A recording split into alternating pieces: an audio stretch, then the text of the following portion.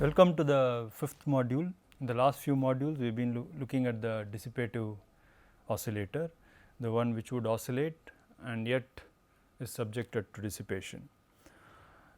From this module onwards, we are going to look at adding one more realistic effect. As you would have seen, when I add dissipation to the system, the oscillation finally comes to a halt, but we want to continue the oscillation. For instance, in a real pendulum in a clock, there is dissipation, but then it is compensated by continuously supplying it with energy. So, forced oscillator is a model for being able to do precisely that. So, you have an oscillator which oscillates, it is subjected to dissipation and you compensate it by continuously giving it energy in some way or the other. So, that would be a forced oscillator for us, and we will see what are the various properties and dynamics that a forced oscillator would show. That would be the kind of things that we would be studying in the next few modules. But before we get there, we need to learn a few preliminaries. It is mostly mathematical preliminaries. Okay. So, let me begin by saying that when we start looking at forced oscillator, what is going to really become important is the phases, or actually the phase difference between, let us say, the position and acceleration, or the phase difference between the natural frequency of your oscillator and the frequency with which you are forcing it, for instance. Okay. So, ultimately the important point is that phases do matter. Just to recap what phases are, if I am looking at an equation of this type, let us say y 1 is a sin omega t, phase is 0. It simply means that at t equal to 0, this function takes whatever the value it is, and there is no initial offset in some sense. On the other hand, if I have this function which is given by a sin omega t plus phi, phi is the phase, and if I am only looking at this solution y 2 is some a sin omega t plus phi, all it tells me is that with respect to starting at origin, there is an initial offset to the extent of about phi. That is when I look at this oscillation in isolation. On the other hand, if I compare both these oscillations y 1 and y 2, it tells me that compared to y 1 of t, y 2 of t maintains a phase difference of phi. So, phase difference becomes crucial, in particular when you have two oscillations or more than two oscillations. Then you need to be worried about, are they in phase or are they out of phase, or do they maintain any other phase relation. So, essentially the story of whatever is going to come in the forced oscillator is going to crucially depend on what happens to phase differences between various quantities. So, I am going to basically present for you some mathematical preliminaries. Let us start with a complex number, let me call it r, which is some, let us say, a plus I b, or you could write it as simply a comma b. If I have to plot this on an organ plane, so this is the real part of my complex number r, and y axis is the imaginary part of the complex number r. So, let us identify this point here, this is a comma b. So, this is actually a and this will be b and this is r. So, if I separate it out, it would look like this.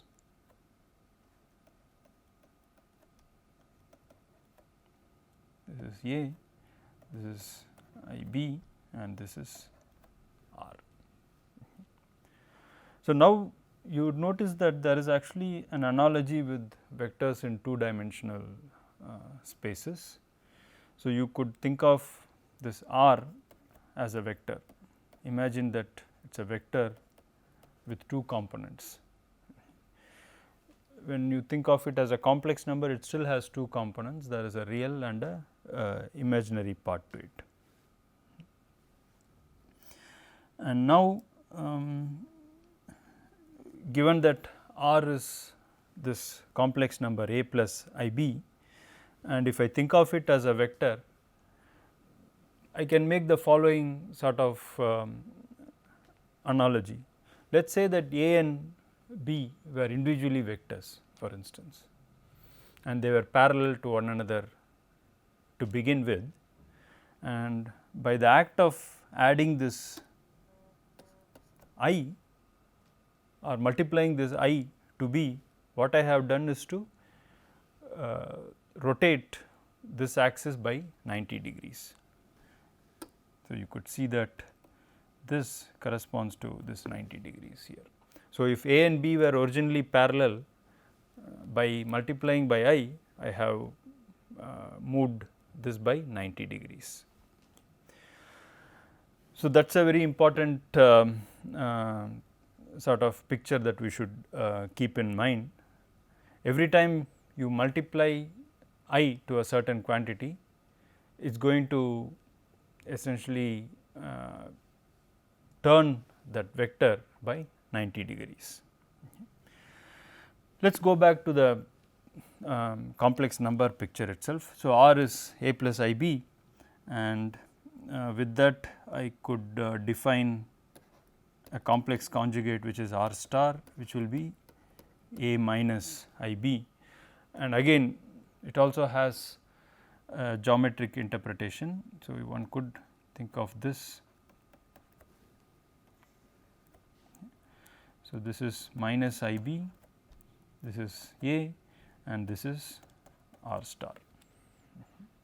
Now, given R and R star, modulus of R whole square is simply equal to R multiplied by R star, which will be equal to a plus I b into a minus I b, and you can do the multiplication yourself, keeping in mind that I square is equal to minus 1. So, if you do that, you will get a square plus b square. There is yet another way of representing the complex number in terms of this modulus R, which is like the length of this vector and the angle that it makes here, which I will call theta. So, in that case, R could be written as modulus of R e power I theta, that would be mod R cos theta plus I sin theta, and equivalently one can also define R star, which will be modulus of R e power minus I theta. This would correspond to modulus of R into cos theta minus I sin theta. Now, if you match up these two quantities, for example, match this, that R is a plus I b with this form of description given here in terms of modulus of R and theta itself. It is very clear in that case that I can write a to be modulus of R into cos theta. All you need to do is to simply match them, and b is modulus of R into sin theta. And from here it is also possible to define tan theta.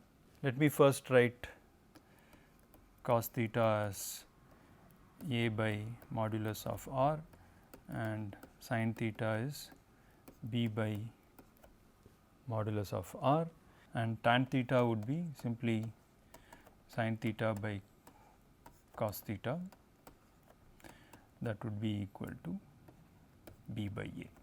So, from this we can extract the angle theta, which would be tan inverse of B by A. And given that modulus of R is this quantity here,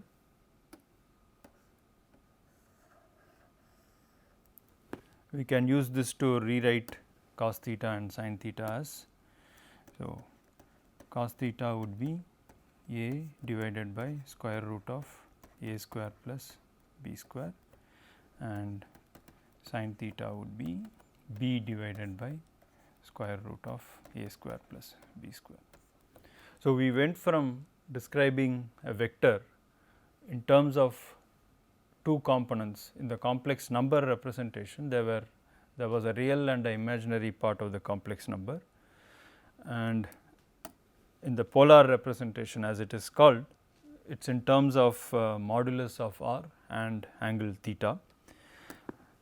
So, given one, you can always go to the other, and you can also go back to the other. So, in other words, you could go from a description in terms of A comma B to a description in terms of mod R and theta, or you could go the other way around as well. So, all the transformation formulas are here.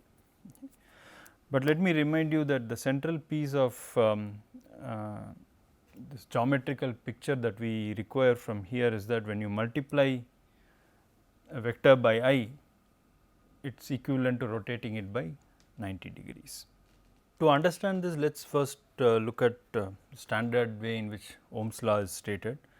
So, you would have seen it stated as V is equal to IR. So, V is the voltage, I is the current, and R is the resistance. If I have something like a voltage being applied, which is V, and the only thing that is there in the circuit is a resistance, and let us say current I flows through it. So, here the statement is that current and voltage have the same phase. So, it is possible that voltage is something like V 0 sin omega t, a sinusoidally varying voltage of some frequency omega. So, in this case, when the only element that is there in the circuit is a resistor of resistance R, the Ohm's law is stated as V is equal to IR. The reason for that is that voltage and current are always in phase. On the other hand, the situation becomes a little more complicated when you add other circuit elements. So, for instance, here I have a circuit which has of course, there is this resistor of resistance R, but I also have a capacitor here and an inductor. So, let me assume that it is a capacitor whose capacitance is C and inductance is L, and the applied voltage is VA. So, in general, in such cases, the so called vector form of Ohm's law would be written as V is current times Z, where this quantity Z is called the impedance. So, if you compare it with the standard form, it is like resistance. So, it is equivalent of resistance, but for the cases where you have inductor, maybe capacitor, one or both of them along with resistor in a circuit. Okay. So, this is a vector form of Ohm's law. The quantities here V, I and Z are all vectors. Okay. You could think of it as complex numbers. to begin with, let me write an equation equating the voltages. The voltage across the entire circuit is equal to V A. So, that is the potential difference.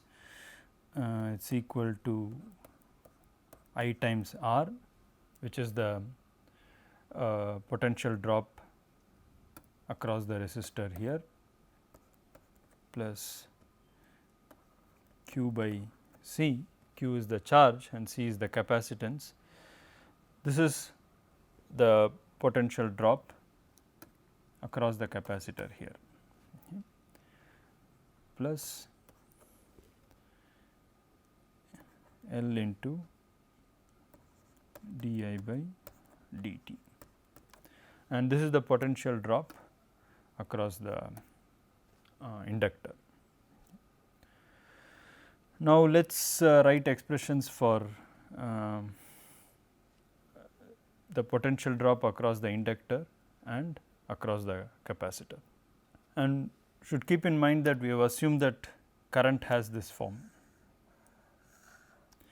I is equal to I 0 into e power I omega t. In that case, the potential drop across the inductor, let me indicate it by V L, would be L into d I by dt, and I just need to differentiate I 0 e power I omega t. So, that is L into I 0 into I omega into e power I omega t. So, as I said, we should remember that I is equal to I 0 e power I omega t. So, if you look at this expression here, I can rewrite it as I 0 e power I omega t, I just call I. So, I will have small I into capital I into L into omega. So, let us keep that aside for a moment, we will come back to that, and let us also do the same kind of calculation for the voltage across the capacitor. So, if I call it let us say V c, that will be Q by C, and Q itself is simply an integral of I, the current, over dt. So, I just need to do a simple integral involving e power I omega t.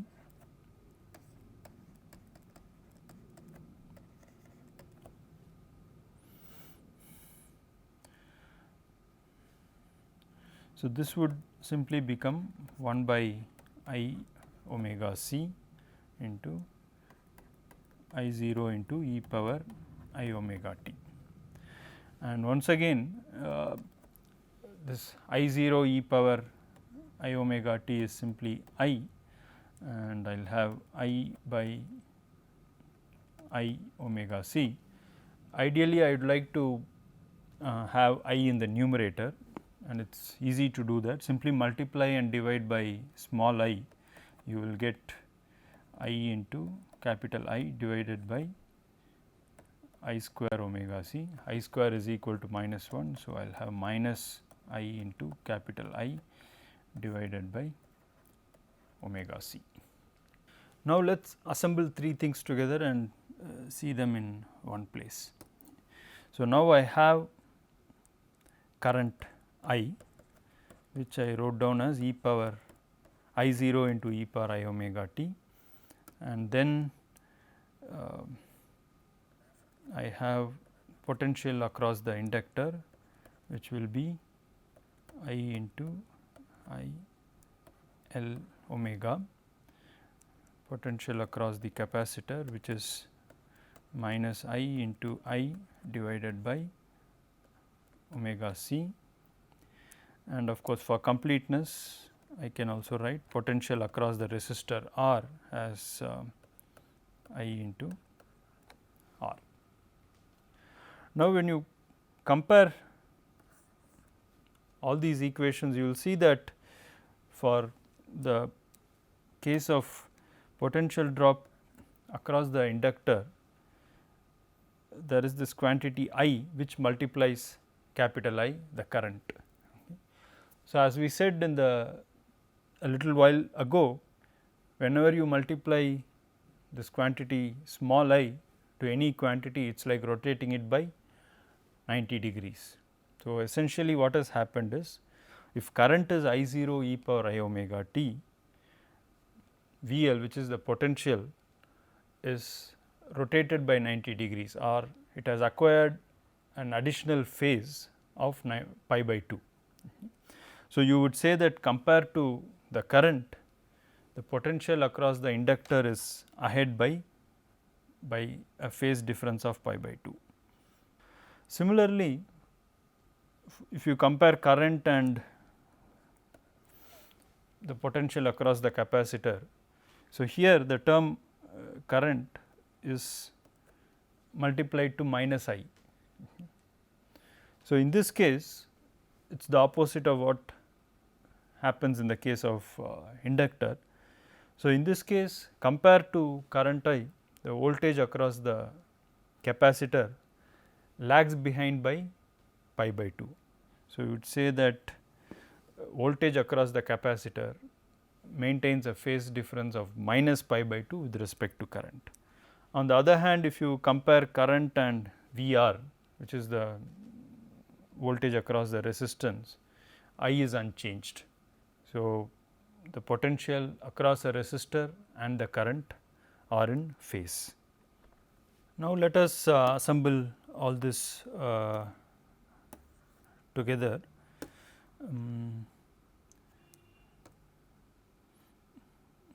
V in vector form, as we said, V is equal to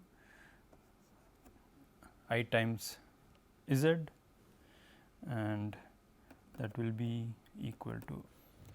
Okay. So, now I have the equivalent relation here, and now it is very clear that the quantity that is here inside the brackets is what I would call as impedance Z. So, I can separate this and write it out. Impedance, which as you can see from this equation does the equivalent job of a resistance, would simply be R plus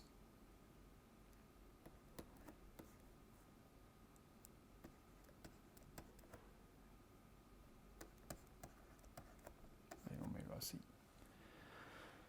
And as you can see, this impedance is a complex quantity.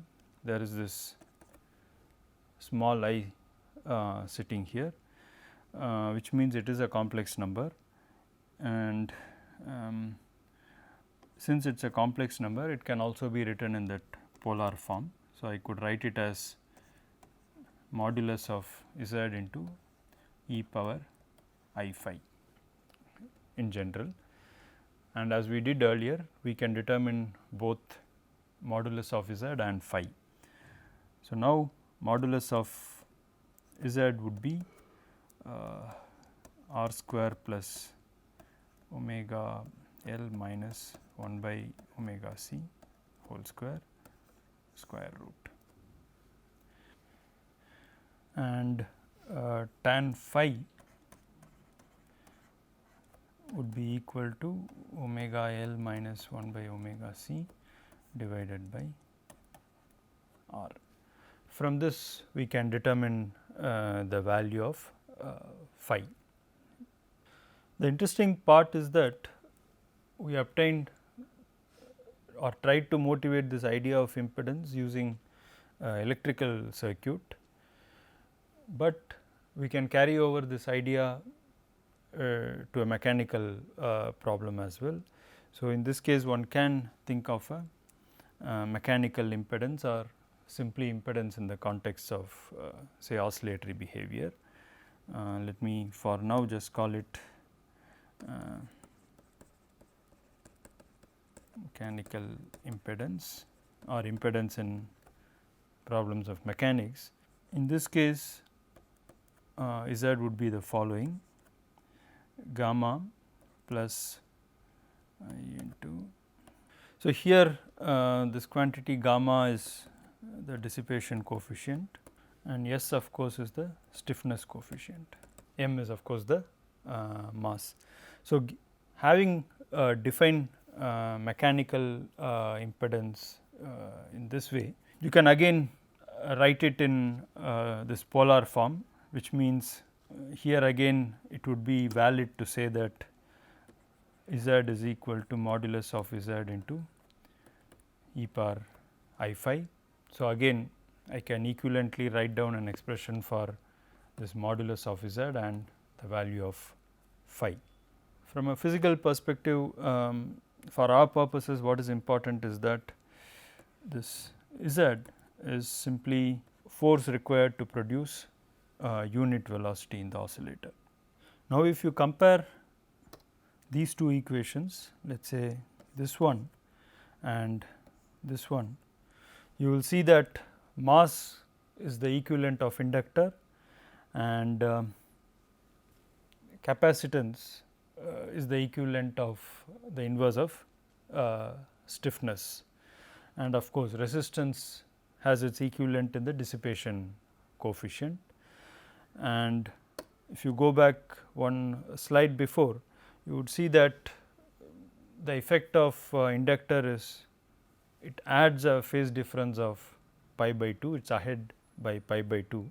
In the case of capacitance, it leads to a phase difference that lags by pi by 2. You can also make equivalent analogies with the mechanical counterpart here. In the next module, we will actually start by writing down the equation for forced oscillator, and we will see how all these will come together there to show us different effects.